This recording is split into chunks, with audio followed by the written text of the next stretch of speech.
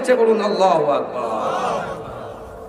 ইমাম হুসাইন জিহাদের ময়দানে ঝাঁপিয়ে পড়লেন, নিজে একা হয়ে ৬০০০ সৈন্যকে কচু কাটা করে দিয়ে মানুষ ভিতর দিক দিক পালিয়ে গিয়ে ফরাত নদীকে চিরদিনের জন্য মুক্ত করে দিয়ে কুফাবাসীদের কাছে কোরআনের রাস ফিরে দিয়েছে। আল্লাহু আকবার।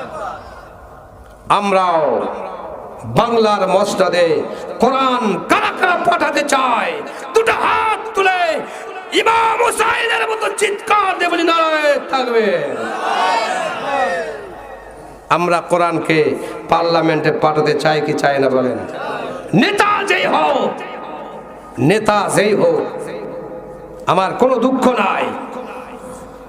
আমরা চাবো ১৭ কোটি মুসলমানের দেশে কোরআনের রাজ কায়েম হবে, সংসদ থেকে নামাজ পাস হবে, যৌতুকের প্রথা বাতিল হবে, সুদ মুক্ত